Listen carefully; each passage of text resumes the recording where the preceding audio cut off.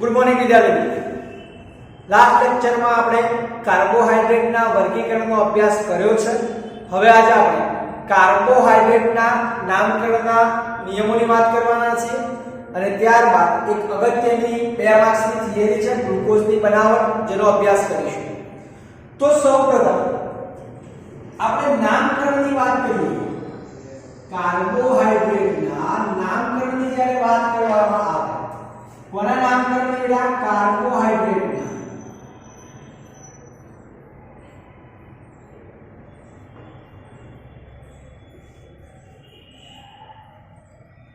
તો કાર્બોહાઈડ્રેટના વર્ગીકરણમાં મેં તમને ઘણા બધા ઉદાહરણ કીધા હતા. Glucose, fructose, maltose, lactose. તો આ બધાના નામ તમે બોલો છો ત્યારે ધ્યાનથી તમે માર્ક કરો તો પાછળ ઓઝ પ્રત્યય લાગે છે. તો કે કાર્બોહાઈડ્રેટના નામકરણમાં પ્રત્યય ઓઝ લાગે છે. પ્રત્યય કયો લાગે છે? ઓઝ લાગે છે. બીજી વસ્તુ ધ્યાન રાખવાની છે, આલ્ડીહાઇડ સમૂહ હાજર હોય, આલ્ડીહાઇડ સમૂહ હાજર હોય તો આલ્ડોસ કહેવાય. આલ્ડ વત્તા ઓઝ, આલ્ડોસ. અને જો કીટોન સમૂહ હાજર હોય, તમારા કાર્બોહાઈડ્રેટ સંયોજનમાં કીટોન સમૂહ હાજર હોય તો કીટોસ કહેવાય છે. તો શું કહેવાય છે બેટા? કીટોસ કહેવાય છે. હવે આગળ વાત કરીએ તો જો કાર્બનની સંખ્યા 2 હોય, એટલે 2 કાર્બન હોય અને આલ્ડીહાઇડ સમૂહ હાજર હોય તો 2 વાર છે એટલે ડાય અથવા તો બાય શબ્દ વપરાય છે. તો આનું નામ થાય આલ્ડોબાયોસ. શું થાય છે? આલ્ડોબાયોસ. આવી રીતે 3 કાર્બન હોય અને આલ્ડીહાઇડ સમૂહ હાજર હોય તો તેને કહેવાય આલ્ડોટ્રાયોસ. તો શું કહેવાય છે? આલ્ડોટ્રાયોસ કહેવાય છે. કારણ કે ઓઝ પ્રત્યય લગાડતા પહેલા એના માટે જે કાર્બનની સંખ્યાના આધારે ડાય, ટ્રાય, ટેટ્રા જેવા પૂર્વક લગાડવા પડે છે. માની લો 6 કાર્બન છે અને આલ્ડીહાઇડ સમૂહ હાજર છે, તો એને કહેવાય આલ્ડોહેક્સોસ. એને શું કહેવાય છે? આલ્ડોહેક્સોસ કહેવાય છે. તો અહીંયા સુધી તમને ખ્યાલ આવી ગયો હશે. ત્યારબાદ બીજી એક વાત કરું કીટોન માટે. જો 6 કાર્બન હોય અને કીટોન સમૂહ હાજર હોય તો એને કહેવાય કીટોહેક્સોસ. તો એને શું કહેવાય? તો અહીંયા હું તમને શું કહેવા માંગુ છું, તમને ખ્યાલ આવી ગયો છે. આવી રીતે 3 કાર્બન હોય અને કીટોન સમૂહ હોય તો કીટોટ્રાયોસ કહેવાય. 4 કાર્બન હોય અને કીટોન સમૂહ હોય તો કીટોટેટ્રોસ કહેવાય. 5 કાર્બન હોય અને કીટોન સમૂહ હોય તો કીટોપેન્ટોસ કહેવાય. તો અહીંયા આ નામકરણના નિયમો છે. તો આ વસ્તુ તમારે ધ્યાન રાખવાની છે. હજી એક અગત્યની વસ્તુ છે, આપણા જે કાર્બોહાઈડ્રેટ છે, આ કાર્બોહાઈડ્રેટ ચક્રીય અસ્તિત્વ પણ ધરાવે છે. એટલે કે કાર્બોહાઈડ્રેટના ચક્રીય સ્વરૂપો પણ જોવા મળે છે.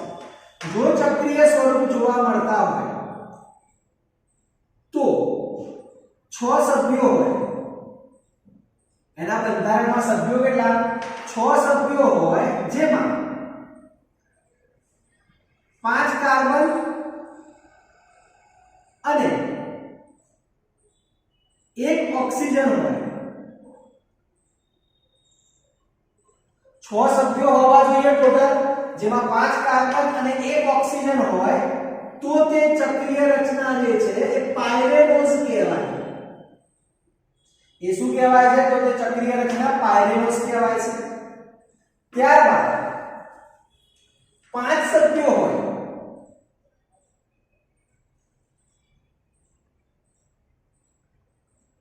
5 સભ્યો હોય જેમાં 4 કાર્બન પ્લસ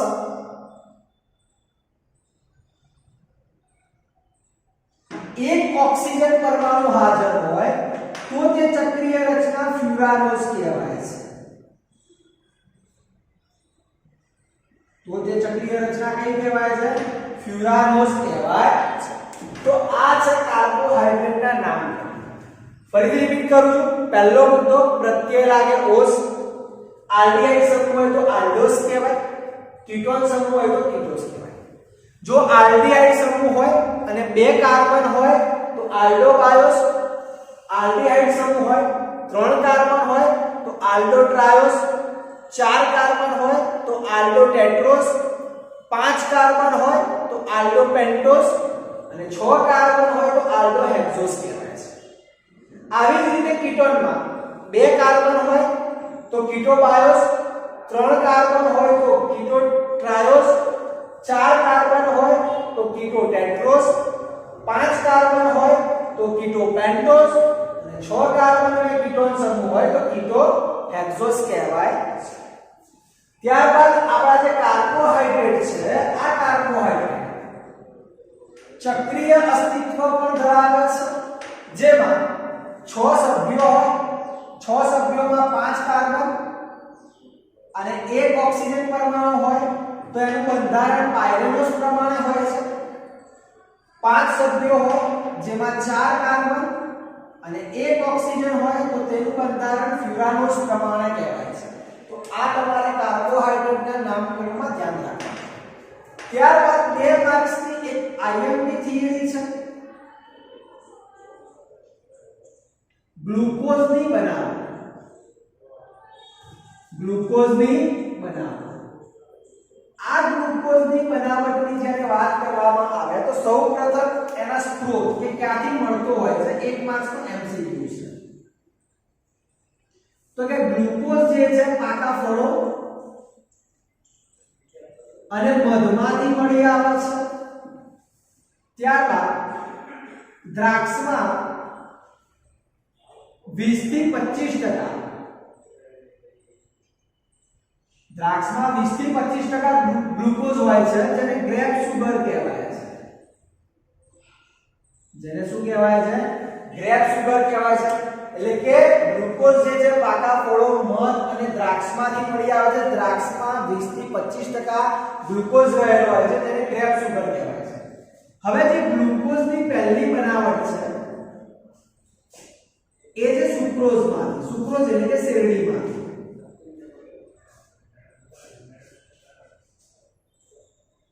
સુક્રોઝ એટલે કે શેરડીમાંથી।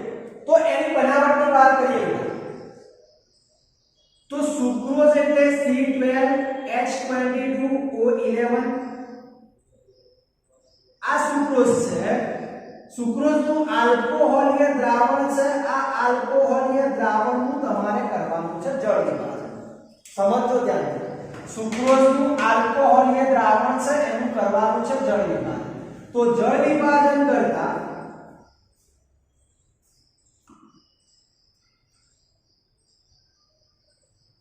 ગ્લુકોઝ અને ફ્રુક્ટોઝ બને છે।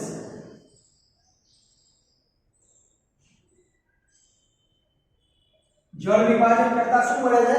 ગ્લુકોઝ અને ફ્રુક્ટોઝ મળે છે। હવે આ જે ગ્લુકોઝ અને ફ્રુક્ટોઝનું મિશ્રણ મળ્યું છે બેટા, મારે તો મેળવવાનો છે ગ્લુકોઝ અને મને મળ્યું છે ફ્રુક્ટોઝ પણ મળ્યો છે।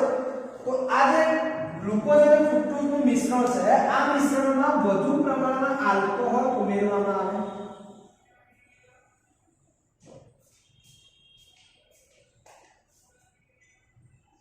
વધુ પ્રમાણમાં આલ્કોહોલ ઉમેરવામાં આવે તો આ જે આલ્કોહોલ ઉમેરવામાં આવે તો ગ્લુકોઝ જે છે આલ્કોહોલમાં અદ્રાવ્ય છે એટલે પાત્રના તળિયે જમા થશે।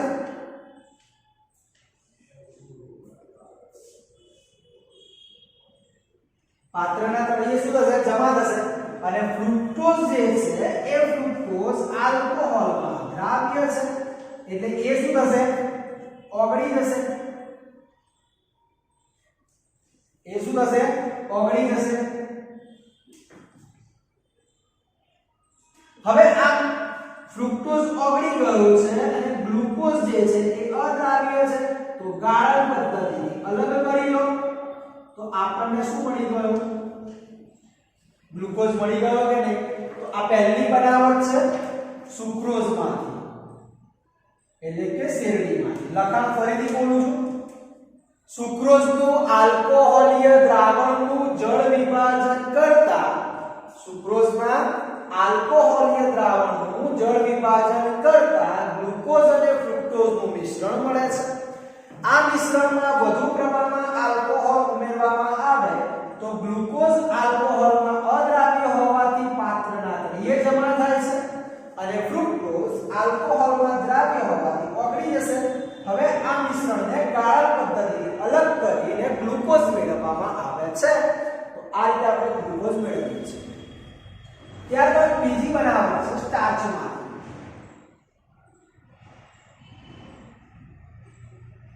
સ્ટાર્ચમાંથી તમારે ગ્લુકોઝ મેળવવાનું છે. શેમાંથી? સ્ટાર્ચમાંથી તમારે ગ્લુકોઝ મેળવવાનું. બહુ સિમ્પલ છે બેટા.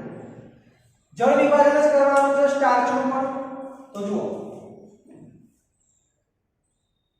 C6H10O5 N type. આ છે સ્ટાર્ચ. આ સ્ટાર્ચનું N મોલ પાણીની હાજરીમાં જળ વિભાજન કરવાનું છે 393 કેલ્વિન તાપમાને અને 2 થી 3 વાતાવરણ દબાણે. તો કે સ્ટાર્ચનું 393 કેલ્વિન તાપમાને 2 થી 3 વાતાવરણ દબાણે જળ વિભાજન કરતા ગ્લુકોઝ મળે છે.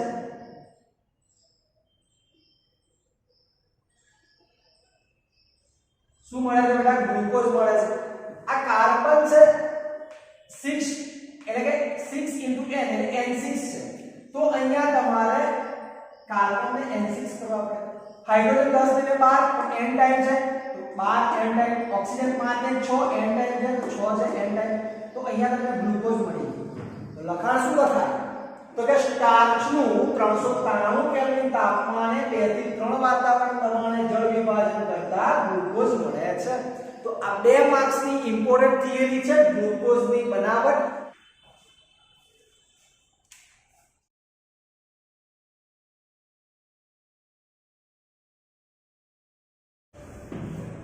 ગુડ મોર્નિંગ વિદ્યાર્થીઓ. હવે આજે આપણે એક ખૂબ જ અગત્યની થિયરીનો અભ્યાસ કરવા જઈ રહ્યા છે જેનું નામ છે ગ્લુકોઝનું મુક્ત શૃંખલાનું બંધારણ, એટલે કે ગ્લુકોઝનું બંધારણ. તો અહીંયા ગ્લુકોઝના બંધારણની વાત કરીએ તો સૌથી પહેલો મુદ્દો તમારે લખવાનો છે ગ્લુકોઝનું પ્રમાણ સૂચક સૂત્ર. ગ્લુકોઝનું પ્રમાણ સૂચક સૂત્ર. હવે ગ્લુકોઝનું જે પ્રમાણ સૂચક સૂત્ર છે એ છે CH2O. ત્યારબાદ ગ્લુકોઝનું અણુ સૂત્ર લખવાનું છે. તો ગ્લુકોઝનું અણુ સૂત્ર તો આવડે છે C6H12O6.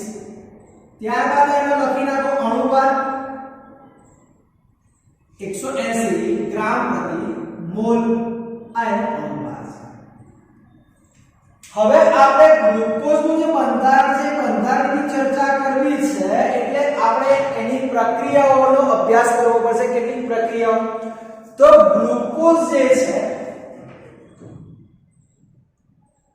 C6H12O6 આ ગ્લુકોઝને HI સાથે એટલે કે હાઇડ્રોજન આયોડાઇડ સાથે લાંબા સમય સુધી તમે ગરમ કરો તો તમને નોર્મલ હેક્સેન મળે છે. એટલે કે હેક્સેનની સાદી અને સરળ શૃંખલા મળે છે. એટલે કે ગ્લુકોઝને HI સાથે લાંબા સમય સુધી ગરમ કરવામાં આવે બેટા તો એને લાંબા સમય સુધી તમે ગરમ કરશો તો નોર્મલ હેક્સેન મળે છે. તો આના પરથી શું સાબિત થાય છે? તો કે જે દર્શાવે છે કે ગ્લુકોઝના બંધારણમાં કાર્બન પરમાણુની રેખીય શૃંખલા હાજર છે. કઈ શૃંખલા? કે ગ્લુકોઝના બંધારણમાં કાર્બન પરમાણુની રેખીય શૃંખલા હાજર છે આવું આ પ્રક્રિયા પરથી સાબિત થાય છે કારણ કે તમે ગ્લુકોઝને HI સાથે લાંબા સમય સુધી ગરમ કર્યો તો તમને નોર્મલ હેક્સેન મળ્યો હવે નોર્મલ હેક્સેન નો મતલબ શું કે તમે કાર્બનની સીધી અને સાદી સરળ શૃંખલા મળી છે તો એનો મતલબ થયો કે ગ્લુકોઝના બંધારણમાં રેખીય શૃંખલા હાજર છે ત્યારબાદ બીજો મુદ્દો ગ્લુકોઝને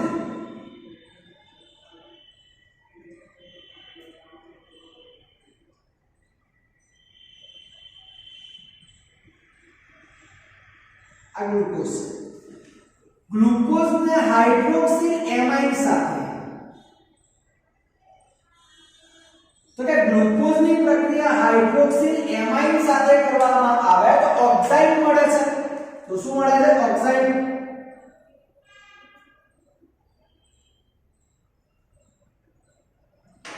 એટલે કેવી રીતે ઓક્સાઇડ મળે તો અહીંયા ધ્યાનથી જોજો બેટા આ બે હાઇડ્રોજન અને અહીંયાથી ઓક્સિજન એમ કરતા પાણીનો અણુ દૂર થઈ ગયો અને આ નાઇટ્રોજન કાર્બન સાથે ડબલ બોન્ડ બનાવે નીચેનો જે પોર્શન છે ગ્લુકોઝના બંધારણનો એમના એમ જ છે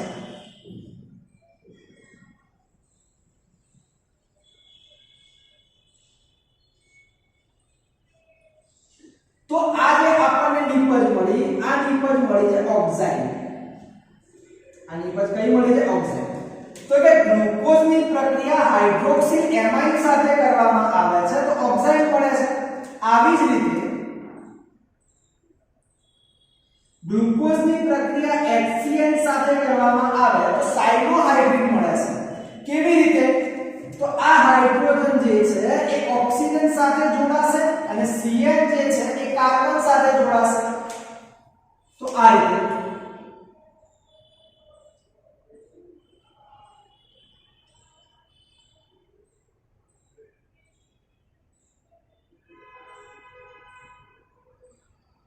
તો આપણને કઈ નિપજ મળી ગઈ સાયનો હાઇડ્રિન નિપજ મળી ગઈ ત્યારબાદ ગ્લુકોઝની પ્રક્રિયા ફિનાઇલ હાઇડ્રેઝિન સાથે કરવામાં આવે તો ફિનાઇલ હાઇડ્રેઝોન આપે છે સમજો અહીંયા ફિનાઇલ હાઇડ્રેઝિન વાળી પ્રક્રિયા હું લખતો નથી કારણ કે નીચે તમને અહીંયા દેખાશે તો ખાલી બોલું છું કે ગ્લુકોઝ છે આ ગ્લુકોઝની પ્રક્રિયા હાઇડ્રોક્સિલ એમાઇડ સાથે કરી તો ઓક્સાઇડ નિપજ આપી ગ્લુકોઝની પ્રક્રિયા HCl સાથે કરવામાં આવે તો સાયનોહાઇડ્રિન આપે છે ગ્લુકોઝની પ્રક્રિયા ફિનાઇલ હાઇડ્રેઝિન સાથે કરવામાં આવે ફિનાઇલ હાઇડ્રેઝિન સાથે કરવામાં આવે તો ફિનાઇલ હાઇડ્રેઝોન આપે છે તો નિપજ કોણ આપે છે ફિનાઇલ હાઇડ્રેઝોન અને આ જે ત્રણેય પ્રક્રિયાઓ છે એ કાર્બોનિલ સમૂહની પ્રક્રિયાઓ છે કાર્બોનિલ સમૂહની પરખ માટેની પ્રક્રિયાઓ છે તો આ પ્રક્રિયા પરથી એક વસ્તુ એ સાબિત થાય કે ગ્લુકોઝના બંધારણમાં જે દર્શાવે છે કે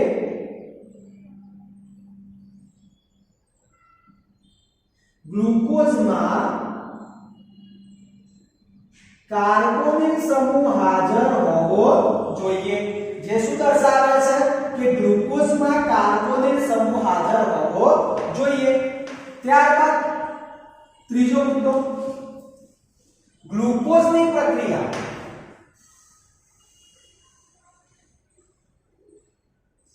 મંદ ઓક્સિડેશન કરતા બ્રોમિન જળ સાથે કરવામાં આવે એટલે કે ગ્લુકોઝની પ્રક્રિયા બ્રોમિન જળ સાથે કરવાની છે અને મંદ ઓક્સિડેશન કરતા પદાર્થ છે તો કે એની સાથે પ્રક્રિયા કરવામાં આવે તો ઓક્સિડેશન થઈને તેટલા જ કાર્બન વાળો ગ્લુકોનિક એસિડ આપે છે તેટલા જ કાર્બન વાળો ગ્લુકોનિક એસિડ એટલે કે CHO નું રૂપાંતર થઈ જશે COOH માં બીજો કોઈ ચેન્જ છે નહીં આપણને આ જે નિપજ મળી આ નિપજનું નામ છે ગ્લુકોનિક એસિડ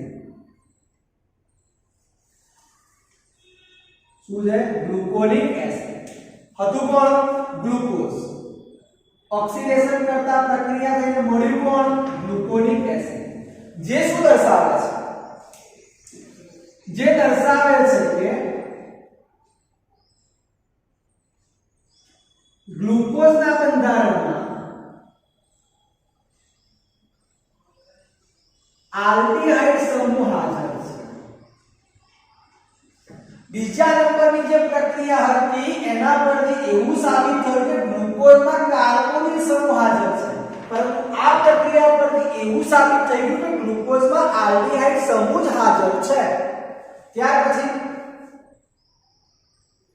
ગ્લુકોઝની પ્રક્રિયા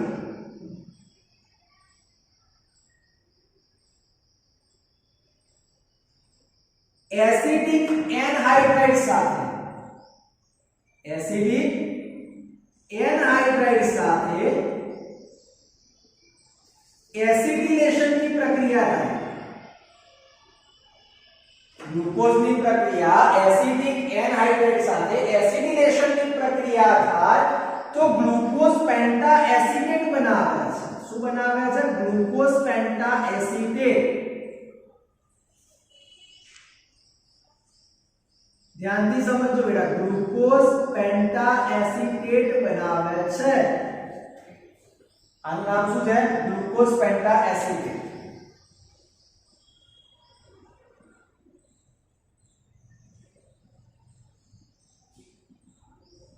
જે શું દર્શાવે છે?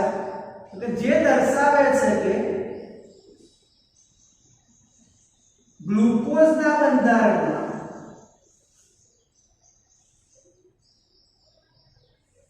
5 OH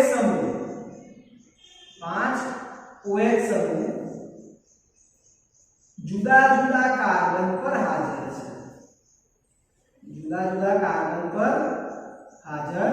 છે. કેવી રીતે તો જોઈએ. CH3CO બે વાર છે. એ બે વારમાંથી અહીંયા મેં એક વાર દૂર કર્યા. અહીંયાથી આ ઓક્સિજન લઈ લીધા, અહીંયાથી હાઇડ્રોજન લીધા, એટલે કે એસિડિક એસિડ દૂર થઈ ગયું. પણ આ એસિડિક એસિડ જે છે મેં દૂર કર્યું અને આ H ની જગ્યાએ મેં COCH3 અહીંયા એન્ટર કર્યા. H ની જગ્યાએ જુઓ, H ની જગ્યાએ કોણ એન્ટર કર્યા? COCH3. પણ એ થયા કેટલી વાર? 4 વાર અને એક વાર અહીંયા. ટોટલ 5 મોલ અહીંયા હું લઉં એસિડિક એનહાઇડ્રાઇડ. કેટલા મોલ બેટા? 5 મોલ એસિડિક એનહાઇડ્રાઇડ લઉં તો અહીંયા 5 મોલ એસિડિક એસિડ મોલ થાય. અહીંયાથી 5 નું 10 વાર છે તો 5 વાર અહીંયા દૂર થયા. અહીંયાથી 5 હાઇડ્રોજન, 4 ને 5 હાઇડ્રોજન અહીંયાથી દૂર થાય અને અહીંયા જે બીજા 5 વાર બાકી વધ્યા છે અહીંયા એન્ટર થાય છે. તો આ રીતે પ્રક્રિયા થાય છે. તો લખાણ શું છે? ગ્લુકોઝની એસિડિક એનહાઇડ્રાઇડ સાથે એસિડિલેશનની પ્રક્રિયા કરતા ગ્લુકોઝ પેન્ટા એસિટેટ બનાવે છે, જે દર્શાવે છે કે ગ્લુકોઝના બંધારણમાં 5 OH સમૂહ જુદા જુદા કાર્બન પર હાજર છે, માટે ગ્લુકોઝનું બંધારણ સ્થાયી છે. ગ્લુકોઝનું બંધારણ કેવું છે? સ્થાયી બંધારણ ધરાવે છે, એટલે કે ગ્લુકોઝ સ્થાયી છે. અને છેલ્લો મુદ્દો છે ગ્લુકોઝ અને ગ્લુકોનિક એસિડની પ્રક્રિયા. સમજો, ગ્લુકોઝ અને ગ્લુકોનિક એસિડની પ્રક્રિયા.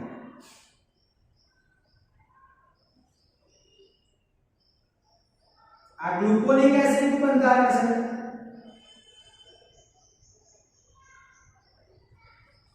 તો કે ગ્લુકોઝ અને ગ્લુકોનિક એસિડની પ્રક્રિયા એટલે કે HNO3 વડે ઓક્સિડેશન કરવામાં આવે. આ ગ્લુકોઝનું અને ગ્લુકોનિક એસિડનું HNO3 વડે ઓક્સિડેશન કરવામાં આવે તો તેટલા જ કાર્બન વાળો ડાયકાર્બોક્સિલિક એસિડ, જેનું નામ છે સેકેરિક એસિડ. જેનું નામ શું છે? સેકેરિક એસિડ. તો કે તેટલા જ કાર્બન વાળો ડાયકાર્બોક્સિલિક એસિડ એટલે કે સેકેરિક એસિડ મળે છે. તો જુઓ, ગ્લુકોઝનું ઓક્સિડેશન કર્યું તો સેકેરિક એસિડ મળી ગયો HNO3 વડે. CHO નું રૂપાંતર COOH માં, CH2OH નું રૂપાંતર COOH. COH2 હતા જ ગ્લુકોનિક એસિડમાં CH2OH નું રૂપાંતર COH2. તો આ વસ્તુ શું સાબિત કરે છે તો કે જે દર્શાવે છે કે ગ્લુકોઝના બંધારણમાં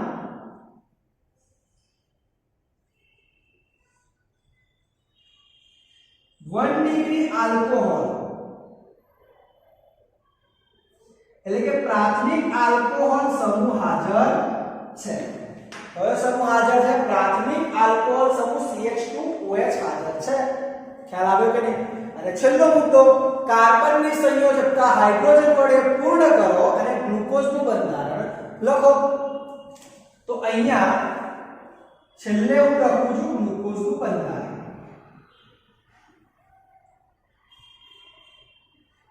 જો પહેલો મુદ્દો હતો ગ્લુકોઝમાં આલ્ડીહાઇડ સમૂહ હાજર છે, અહીંયા થઈ ગયો બરાબર. H OH OH H H OH H OH અને CH2OH. તો આ જે બંધારણ થયું આને કહેવાય ગ્લુકોઝનું બંધારણ. ગ્લુકોઝનું મુક્ત શૃંખલાનું બંધારણ.